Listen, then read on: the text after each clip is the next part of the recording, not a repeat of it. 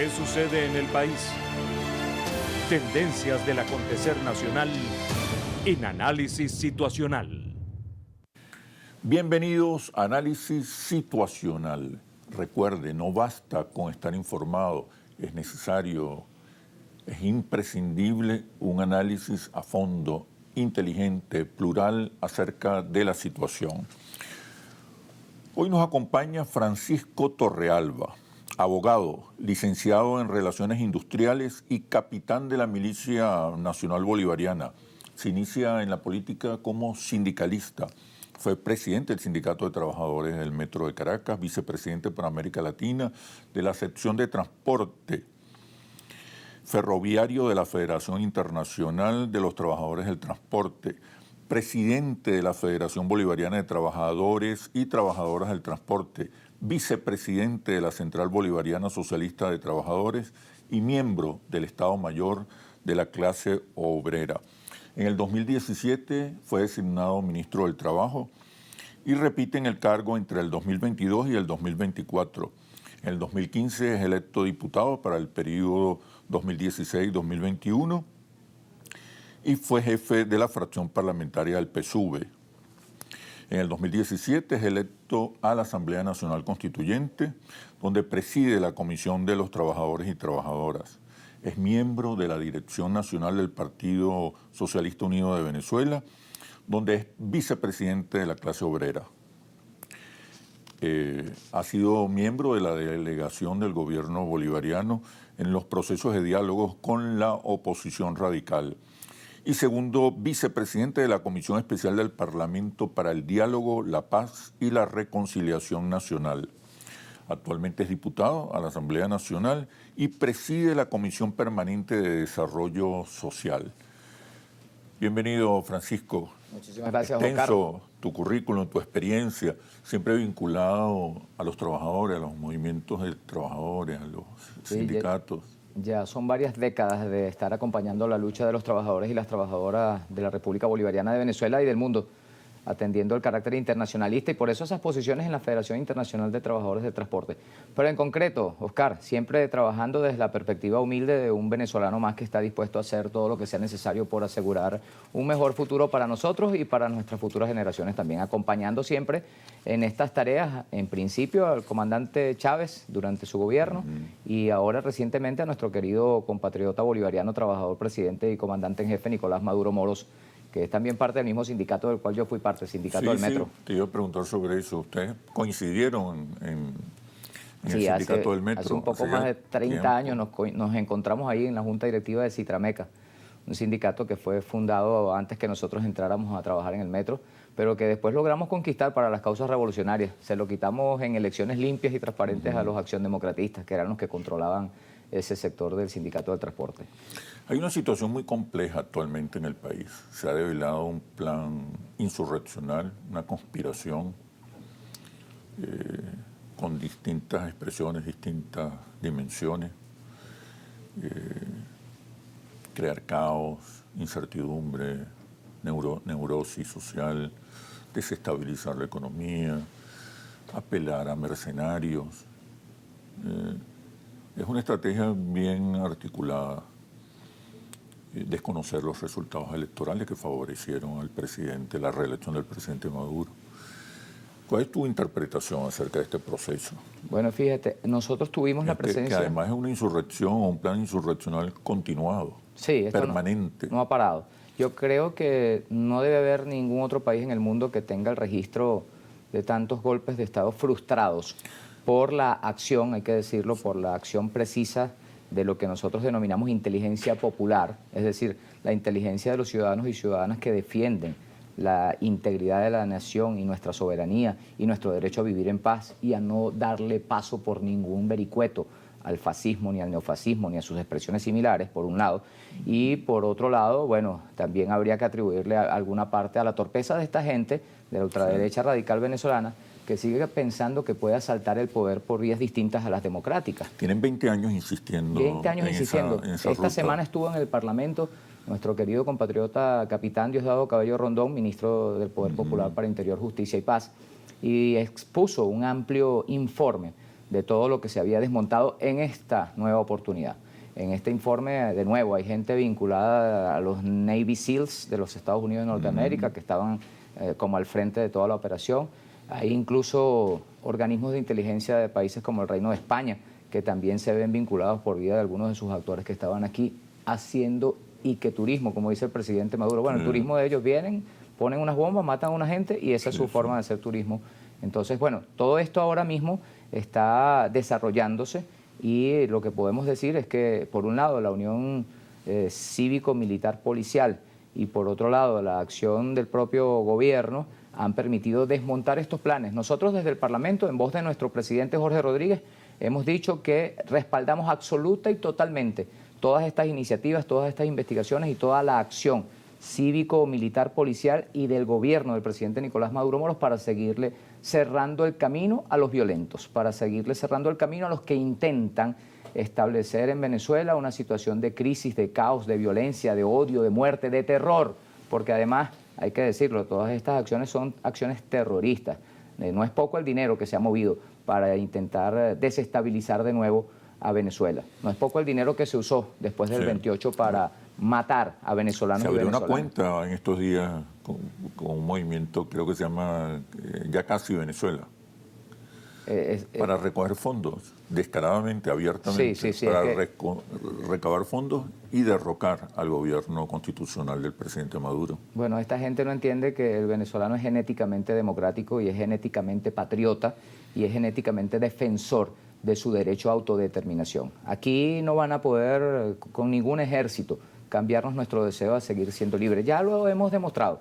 Hay más de 200 años de historia que recogen toda la valentía y todo el arrojo con que los venezolanos y las venezolanas nos lanzamos a luchar frente a los que intentan imponernos cosas que aquí no vamos a aceptar.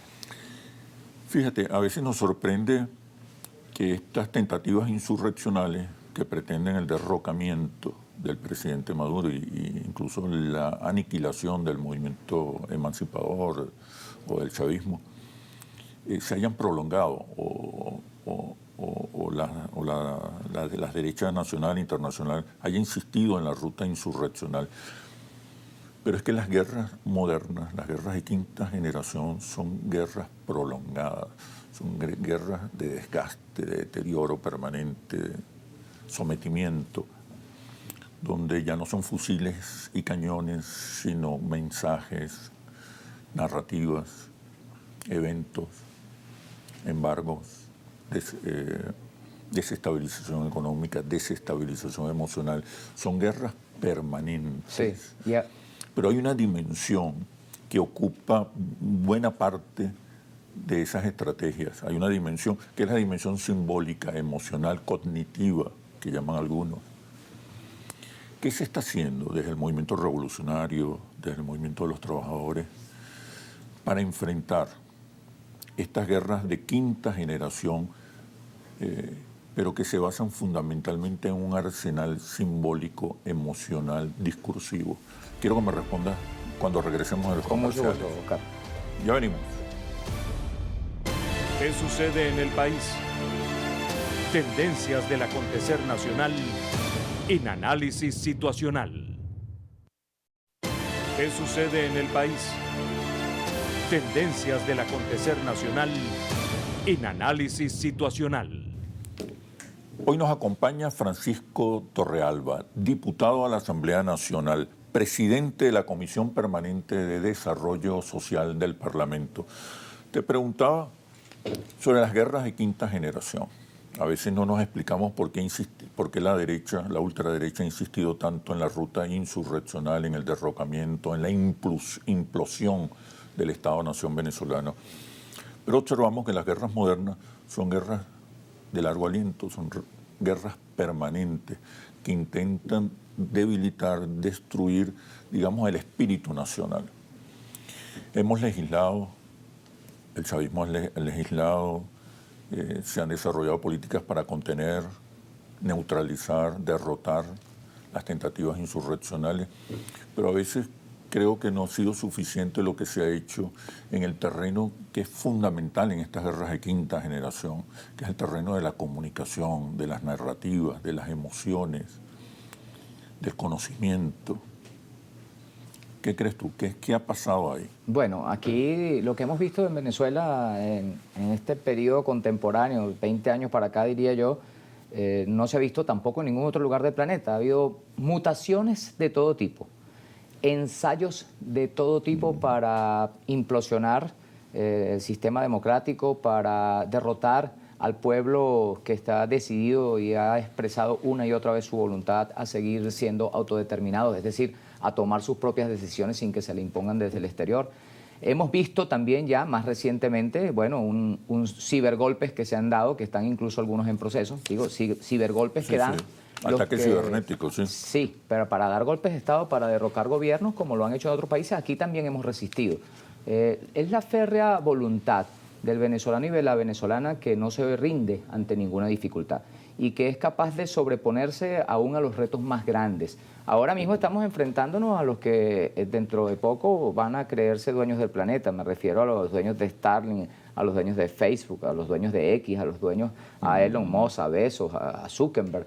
Esa gente que cree que desde su condición de dueños de esas grandes redes sociales, como se les conoce, pueden hacer que la gente piense lo que ellos quieran y por tanto al decidir sobre las mentes de la gente, decidir también sobre el futuro de las naciones. Entonces está todavía por verse si como en Venezuela las otras naciones del planeta van a decirle aquí no te vamos a dejar pasar, aquí vamos a desarrollar todos los procesos de formación y de debate ideologizante y politizante para que nuestros ciudadanos y ciudadanas no terminen sucumbiendo ante el control remoto que desde Starlink, desde X, desde Facebook o desde otras plataformas se le pretende inocular a los cerebros de los seres humanos que habitamos en este planeta. Yo creo que más temprano que tarde los gobiernos y los pueblos de las naciones del planeta tienen que ponerle freno a estos que se quieren adueñar de todo el planeta. Cuando digo todo el planeta incluyo hasta potencias, porque lo mismo quieren hacer en Estados Unidos y si no vean el debate que hay allí.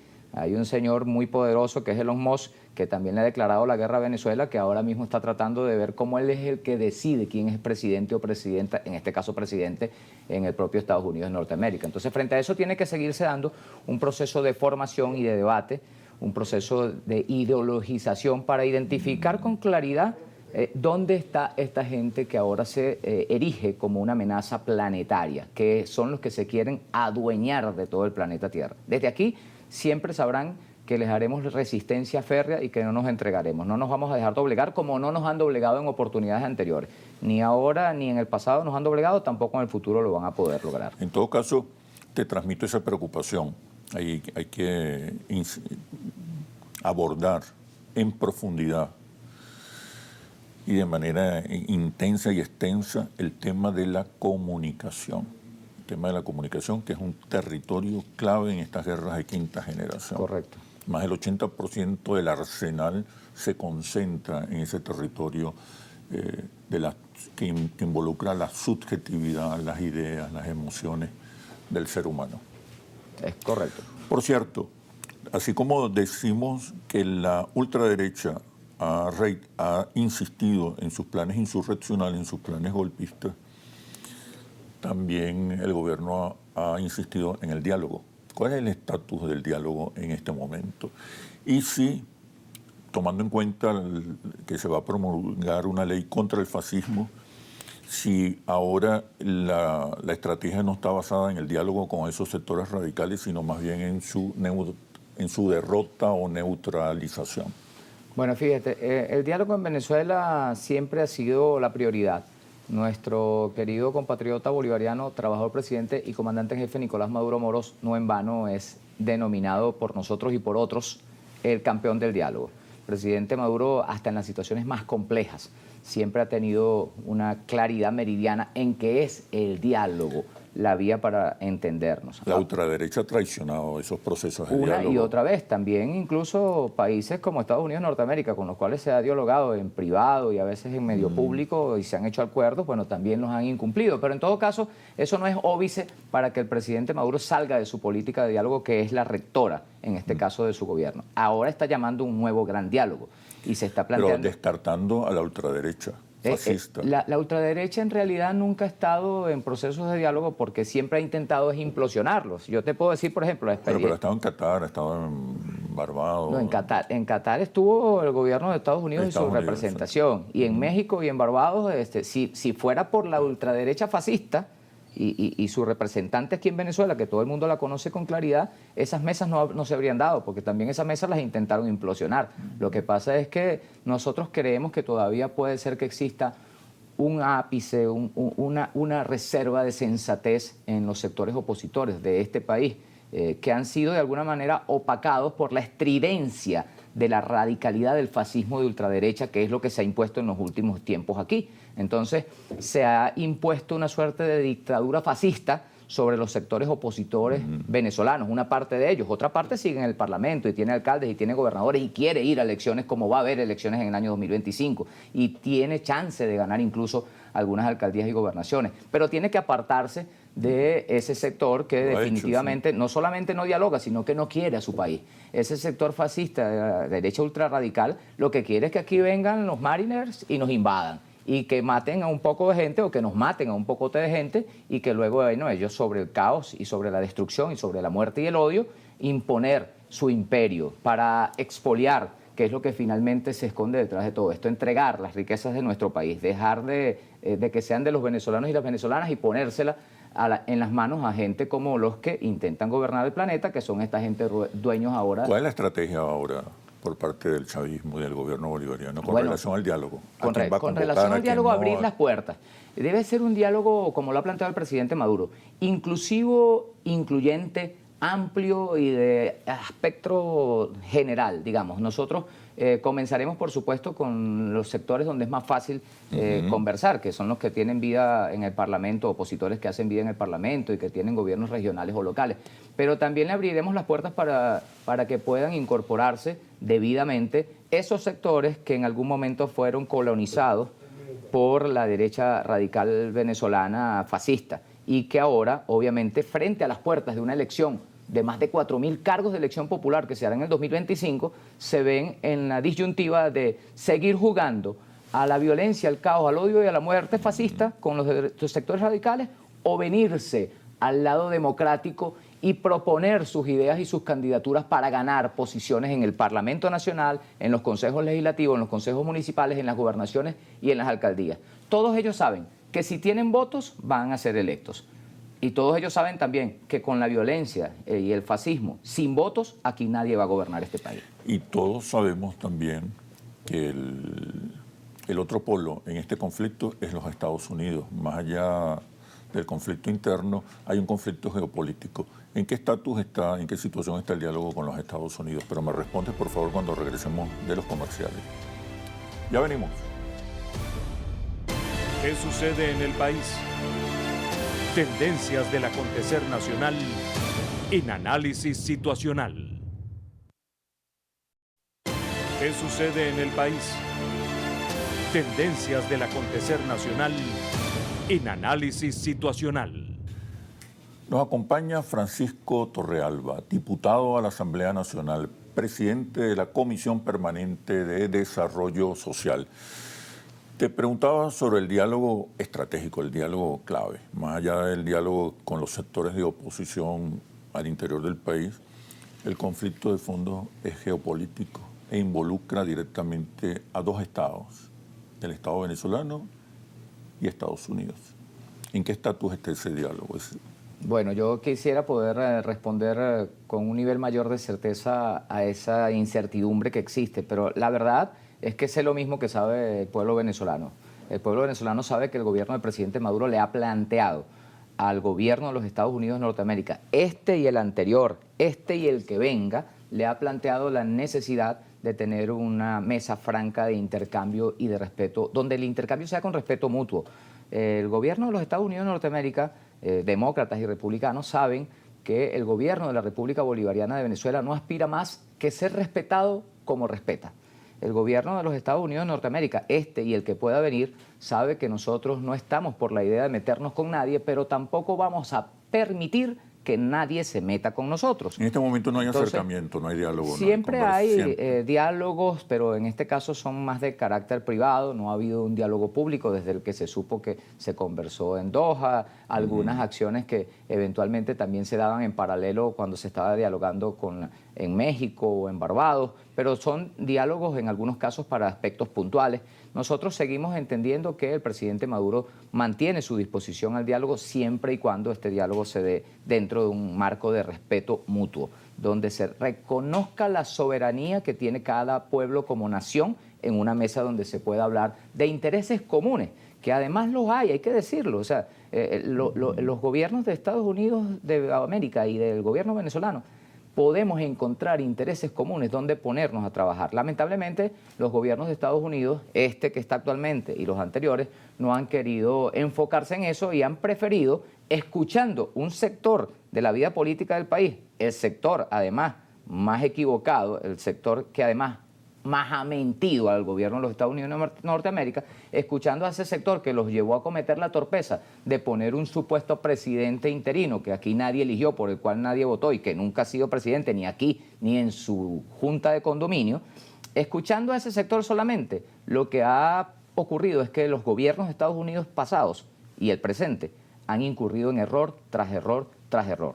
Y yo creo que después de varias décadas de errores, creo que es tiempo de que el gobierno de Estados Unidos de Norteamérica termine de identificar con claridad que el gobierno venezolano, la revolución bolivariana, socialista, chavista, nunca han planteado una confrontación, siempre han planteado el derecho a que se nos respete como país y como nación. Y en el marco de ese respeto que se pueda dialogar, identificando intereses comunes y luego avanzar por el bien de nuestros pueblos. Y se puede avanzar en ese marco de, Yo estoy convencido acuerdo que se puede respeten avanzar. soberanía, independencia, autodeterminación. Mira, ahí están las demostraciones, ¿no? Ellos impusieron medidas coercitivas unilaterales, que son criminales, que son además genocidas incluso, que nos han negado muchos derechos a nosotros como pueblo. ¿Qué han ganado con las más de 940 ya medidas coercitivas unilaterales que nos han impuesto? Absolutamente nada, absolutamente nada. Entonces, bueno, incluso han deteriorado la calidad de vida de los venezolanos. claro, ellos no han ganado nada y nosotros hemos perdido. afectado la calidad de la gestión del significativamente, no, a nosotros sí nos han afectado. Ellos no han ganado nada y nosotros hemos dejado de crecer. ¿Por qué? Porque, bueno, por la injusticia, por lo criminal que resultan esas medidas coercitivas unilaterales, por el castigo injusto que se le ha impuesto, robándonos, porque es que nos han robado, negándonos el derecho a la salud, porque nos han impedido hasta comprar vacunas en el marco de una pandemia, por ejemplo, negándonos el derecho al acceso a los mercados para comprar y vender lo que tengamos que comprar o vender, negándonos los accesos a los mercados financieros para poder emitir deuda, refinanciar nuestras deudas. Es decir, nos han hecho daño ciertamente, pero ¿qué han ganado a cambio? El rechazo de un pueblo. El rechazo de un pueblo, porque hoy en Venezuela nadie en su sano juicio, hoy en Venezuela, deja de decir que las medidas coercitivas unilaterales son un error en la historia de la relación diplomática de los Estados Unidos de Norteamérica con Venezuela. Y cuidado, que el propio Trump está diciendo que también han sido un error en la relación con otros países del mundo. Porque esas medidas coercitivas unilaterales que a nosotros se nos imponen, pero además se le imponen a un pocote de países más en el mundo, han venido socavando el poder que en algún momento tuvo la moneda de los Estados Unidos de Norteamérica, que viene en franca picada y que se está debilitando. Son lo que algunos llaman las puertas de la crisis definitiva del capitalismo. ¿Quiénes las están generando? Ellos mismos. Nosotros aquí incluso podríamos decir que todo el daño que nos ha hecho las medidas coercitivas unilaterales también ha producido una reacción creativa, ingeniosa del pueblo venezolano. ¿Qué ha parido el pueblo venezolano? Sí. Ha parido, por ejemplo, los CLAP, que ahora en algún momento nos querían matar de hambre y el pueblo venezolano inventó los CLAP. En el caso de la clase obrera venezolana nos querían dejar sin industrias, paralizar toda la producción en nuestro país. ¿Qué parió la clase obrera venezolana? Los consejos productivos de trabajadores y trabajadoras. Y ahí están, maximizando los niveles de eficiencia en la producción de todo, los bienes de servicio, los bienes de consumo masivo y de primera necesidad. Entonces, dentro de todo, yo diría, Oscar, que hasta las medidas coercitivas unilaterales, ilegales, injustas, inhumanas, crueles, genocidas, nos han servido para seguir engrandeciéndonos como nación y para seguir reconfirmando que nosotros somos un pueblo del tamaño del compromiso que se le presenta, que a Venezuela no va a venir cualquiera con un decreto o con una medida coercitiva unilateral a ponerla de rodillas, y que aquí tenemos un gobierno que se mantiene firme junto al pueblo defendiendo su dignidad nacional. La gente se queja de que el dinero no alcanza, de que se ha deteriorado la calidad de vida, eso lo sabemos, por el impacto de las medidas coercitivas unilaterales. ¿Qué se está haciendo para contener, neutralizar, resolver los efectos de las sanciones económicas y financieras contra Venezuela? Se habla de una ley laboral antibloqueo que creo que va en este sentido. ¿Qué nos puedes decir acerca de eso? Bueno, precisamente en esta última campaña presidencial, nuestro candidato, el obrero chavista presidente, hoy reelecto, Nicolás Maduro Moros, escuchando, Oscar, que es un secreto fundamental en política y en la acción revolucionaria, escuchando al pueblo venezolano, surgió la idea desde la clase obrera de una ley laboral antibloqueo. El presidente Maduro, que es un obrero más en este país, que sabe cómo se la pasan sus hermanos de clase en el país, produciendo, trabajando, algunas veces con grandes dificultades, algunas veces con limitaciones que producen estas medidas coercitivas unilaterales, que atacaron primero la economía, pero que después terminaron atacando a todo el país en todas sus expresiones. Bueno, surge la ley laboral antibloqueo. El presidente de la República, en su recorrido por el país, en su peregrinar, que está en elaboración, ¿no? Capta la idea, sí. Y nosotros, desde la clase obrera venezolana, la Central Bolivariana Socialista de Trabajadores, la Ciudad del Campo y la Pesca, desde la vicepresidencia de la clase obrera del Partido Socialista Unido de Venezuela, el presidente de la República designó directamente a la vicepresidenta ejecutiva del Eloína Rodríguez Gómez como coordinadora de una comisión para establecer, elaborar un cronograma de consultas amplias que incluya también a los empleadores del sector privado. Sabe todo el mundo que en Venezuela el sector público, es decir, el gobierno es un gran empleador, es el principal gran empleador en nuestro país, pero que hay un sector privado cada vez más robusto porque ha logrado sobrevivir a esas pruebas que le han impuesto con las medidas coercitivas unilaterales, que ese sector privado también ha venido implementando mecanismos para compensar el talento humano que trabaja, que labora, que produce en sus industrias, en sus empresas privadas. Bueno, sabe también que este es un problema que tiene que seguir atendiéndose para resolverse. Yo alcanzaría a decirte, para empezar, que fue una medida sagaz, una medida acertada, correcta, la implementación de la indexación. La indexación es un término poco conocido porque aquí nunca los patronos aceptaron indexar nada a los trabajadores. Pero ahora, en el gobierno del presidente Maduro, se asumió la indexación. ¿Y qué permite la indexación? Que muévase como se mueva el valor de la tasa cambiaria de la divisa norteamericana, se van a mover los bolívares que tú vas a recibir. De manera tal que permanentemente vas a sostener el poder adquisitivo de tus ingresos. Ahora, lo sabemos, tú lo has dicho bien, faltan cosas por revisar. Oye, quisiera que sigamos desarrollando la idea y ahondando en este proyecto de ley laboral antibloqueo. Pero me respondes, por favor, cuando regresemos de los comerciales. Ya venimos. ¿Qué sucede en el país? Tendencias del acontecer nacional en Análisis Situacional. ¿Qué sucede en el país? Tendencias del acontecer nacional en Análisis Situacional. Nos acompaña Francisco Torrealba, diputado a la Asamblea Nacional, presidente de la Comisión Permanente de Desarrollo Social del Parlamento. Te preguntaba sobre esta ley, proyecto, creo, a un proyecto de ley laboral antibloqueo. Me hablabas de la indexación como uno de los logros que podemos contar de inmediato. Sí. ¿Qué más? ¿Qué más se está planteando con esta nueva ley? Bueno, fíjate, tú recordarás que en la Asamblea Nacional Constituyente del año 2017, de la cual también tuve el honor de formar parte, se discutió una ley antibloqueo. Esta ley antibloqueo que se discutió en la Asamblea Nacional Constituyente de 2017 sirvió efectivamente y sirve hoy en la actualidad para proteger las inversiones, los inversionistas, los métodos por los cuales se pueda hacer cosas para que no sean injustamente castigados los que en buena lid vienen a invertir en nuestro país con capitales nacionales o capitales extranjeros. En todo caso, fue un mecanismo para drenar, digamos, la forma que necesita el país de recibir inversiones nacionales y extranjeras. Y eso ha venido funcionando correctamente, a pesar de la persecución y de las medidas coercitivas unilaterales, que no cesan, que se mantienen, que no han sido derogadas, que apenas en algunos casos han dado algunos waivers, que le dicen en inglés, o concesiones por vía de licencias, etc. En todo caso, este mismo principio de hacer cosas que nos sirvan para resolver los problemas de la coyuntura que se nos plantea, es lo que se recoge detrás de esta iniciativa de ley laboral antibloqueo.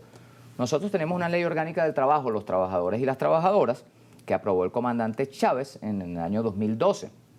Esa ley en su momento fue la mejor ley laboral del planeta Tierra. La exhibíamos con mucho orgullo, la exhibimos todavía con mucho orgullo en instancias internacionales. Pero una ley para un país que no tenía ninguna situación sobrevenida y sui generis o inusual como la que estamos presentando en la actualidad. Entonces, para la coyuntura del bloqueo que nosotros seguiremos venciendo o frente al cual seguiremos resistiendo, hace falta entonces atender algunos temas para volverle a darle sentido y vitalidad a conceptos que, producto de la guerra, producto de las medidas coercitivas unilaterales, producto del bloqueo a nuestro país, vinieron perdiendo sentido. Como por ejemplo... No está planteada una reforma a la ley de trabajo. No está planteada una reforma a la ley de trabajo, pero sí en la ley laboral antibloqueo se pueden revisar aspectos relacionados especial, sí, a que cómo se vuelve a hacer que, por ejemplo, cuando el trabajador vaya a su periodo de descanso vacacional anual, pueda recibir una compensación como las que estaban establecidas están establecidas en la ley y están establecidas en unas convenciones colectivas. ¿Cómo se puede hacer para que pueda recibir bonos de fin de año? Hay muchos métodos que se aplican. Por ejemplo, el tema de las prestaciones se va a evaluar. Las prestaciones sociales que se desdibujaron con la guerra económica y con el bloqueo y con las medidas coercitivas unilaterales. Es decir, yo no puedo decirte en este momento cuáles van a ser exactamente las conclusiones de estos temas. Lo que puedo decirte es que en la orientación que hemos recibido será un gran debate nacional.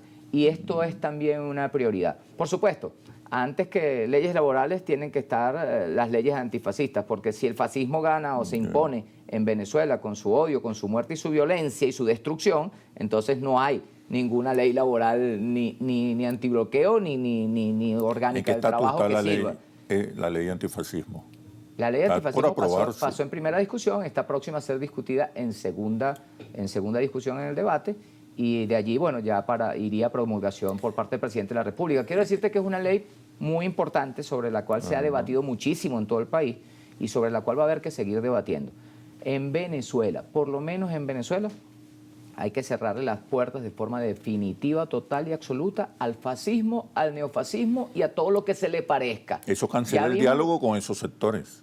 De nuevo te digo, esos sectores nunca han estado para el diálogo. Esos sectores están para la muerte, para el odio. Han engatusado muchas veces. No, secuestraron quizá algunos que sí, a lo mejor podían estar sumándose en el futuro a los procesos de diálogo, como te lo decía. Pero el fascismo venezolano, esas expresiones pequeñas pero muy peligrosas y con mucho dinero, que es el fascismo de la ultraderecha venezolana, con su lideresa, que la conoce todo el país también, ese fascismo nunca ha estado para el diálogo. Al contrario, toda iniciativa de diálogo es atacada por ese sector fascista ultrarradical de la derecha venezolana, que, repito, por fortuna es un sector muy minoritario y es una expresión que el resto de la mayoría del país, que quiere vivir en paz, que quiere producir, que quiere crecer, que quiere estabilidad, que quiere un futuro promisorio como el que nos merecemos, no va a estar ganado para esas posturas antidiálogo y para esas posturas fascistas y neofascistas. Y la ley, además, quiero decirte, está pensada para cerrarle el camino a todas esas expresiones, porque aquí no vamos a permitir que pase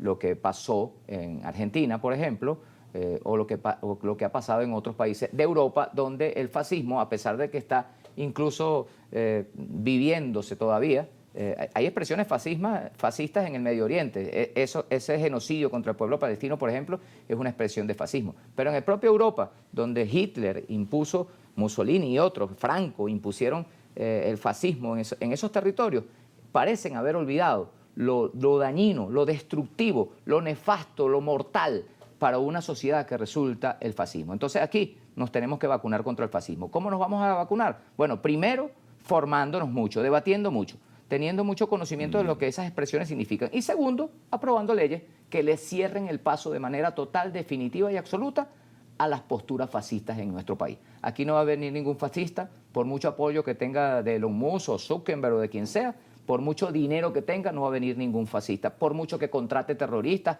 o bandas de delincuentes como el tren de no sé dónde o el tren de no sé cuándo, por mucho que haga, aquí el fascismo no pasará. Y nosotros, los dirigentes políticos, tenemos que asegurarnos de que así sea. Y el gobierno revolucionario se asegurará con sus mecanismos y con la inteligencia popular que siempre nos ha acompañado, que es el gran secreto de la lucha contra el fascismo, se asegurará de que aquí no haya nunca más espacio para expresiones fascistas. Mira, tengo que hacer una pausa comercial.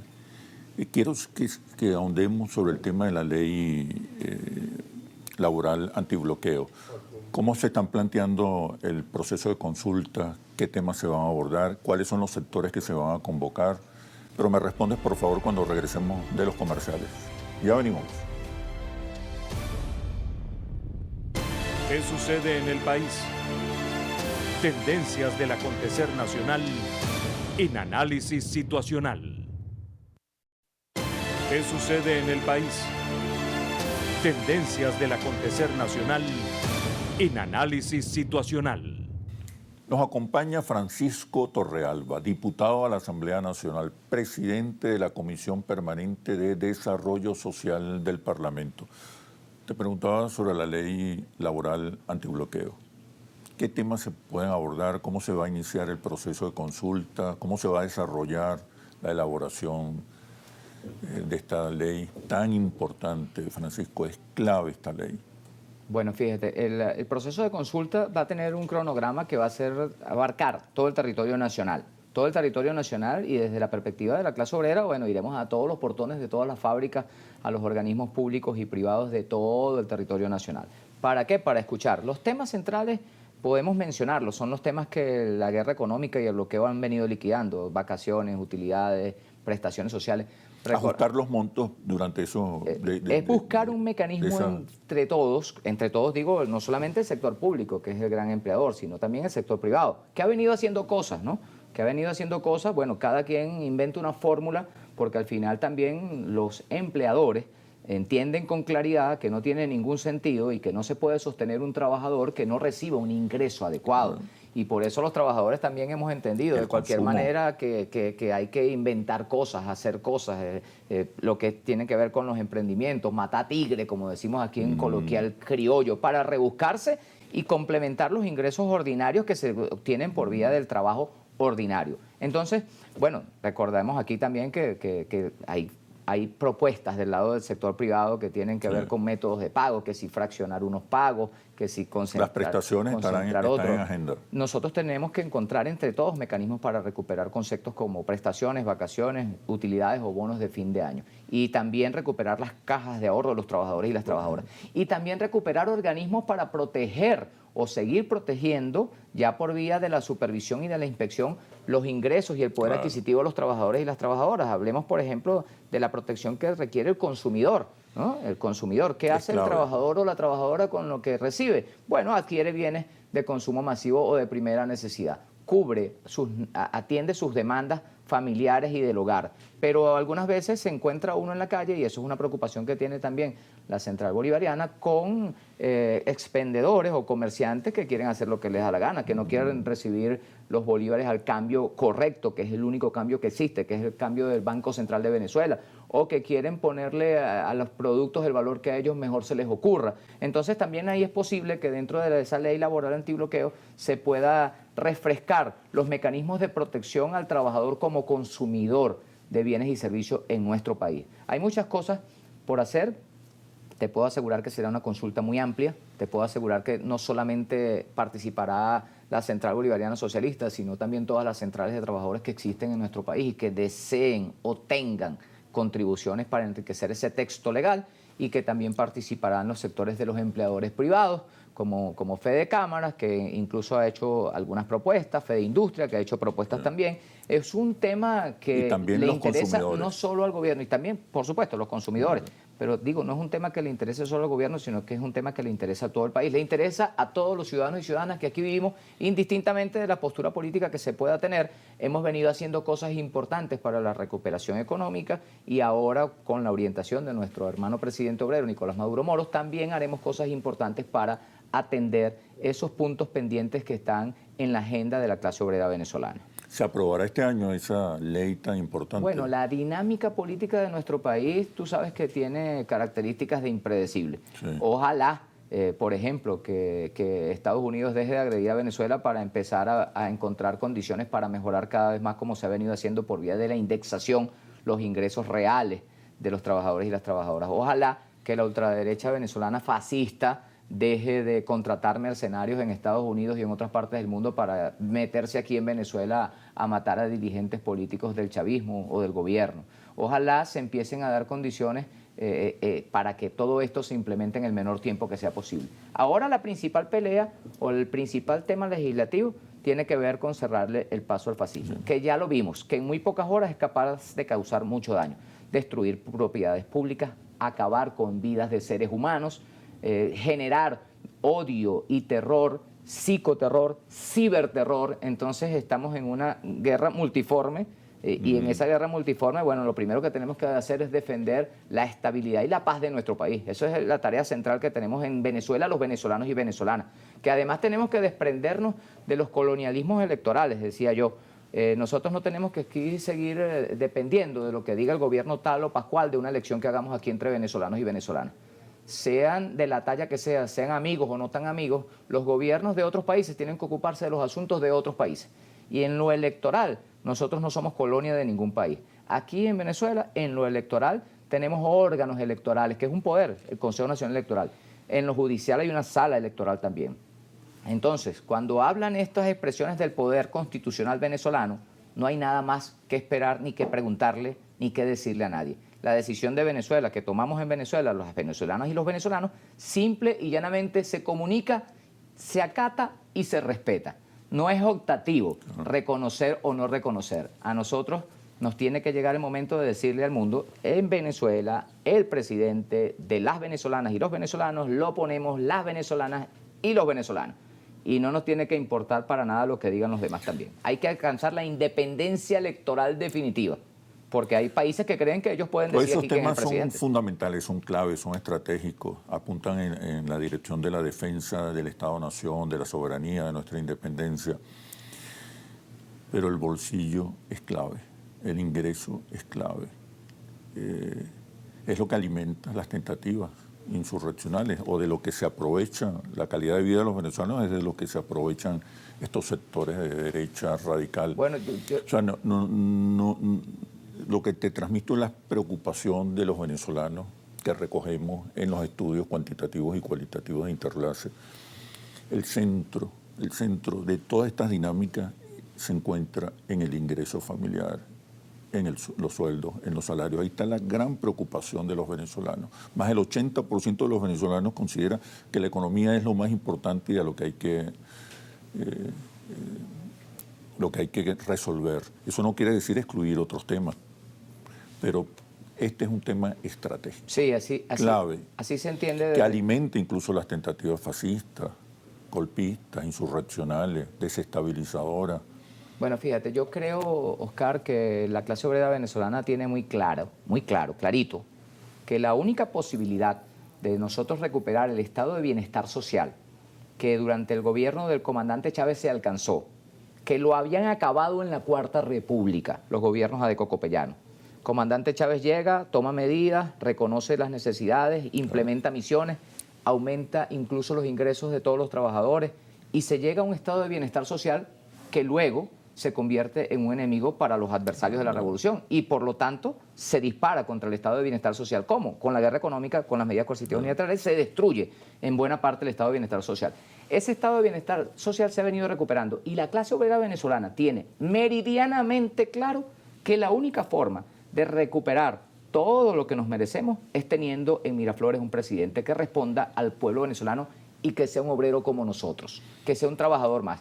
Porque aquí la clase obrera venezolana sabe muy bien también que si llegara en el supuesto negado un gobierno de derecha o un gobierno fascista, si es fascista no va a querer matar a todos los trabajadores porque los fascistas son enemigos de los sindicatos y de la clase obrera. Pero además si es de derecha fascista, bueno, va a acabar con nuestro país, eso lo tiene claro el trabajador o la trabajadora. El trabajador y la trabajadora saben también que se ha venido tomando medidas. La indexación, por ejemplo, no es poca cosa, eso algunos lo despachan rápido, pero la indexación que sostiene el poder adquisitivo en el tiempo, porque no depende de la variación que tenga la moneda de los Estados Unidos de Norteamérica, es un elemento importante.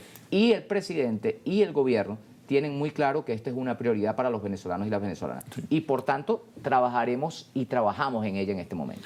Y no olviden, ya para terminar el programa, la entrevista, la excelente entrevista, mira, hay unos nuevos términos, hay una nueva ecuación que los venezolanos perciben y que está vinculada con el ingreso, que es inversión, producción, empleo e ingreso. Es decir, El ingreso no es un hecho aislado, está muy vinculado con otros procesos económicos. Eso es correcto. Y la gente lo menciona, e insisto tanto en las palabras porque pensamos con palabras.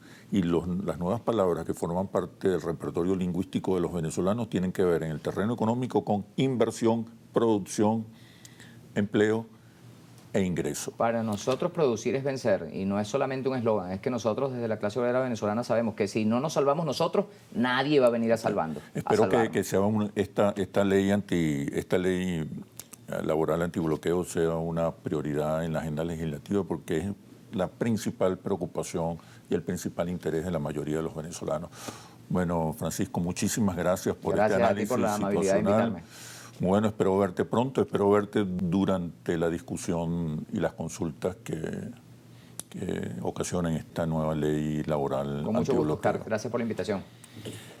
Nos vemos en un próximo análisis situacional por Globovisión, periodismo libre, independiente, responsable y veraz. Hasta pronto.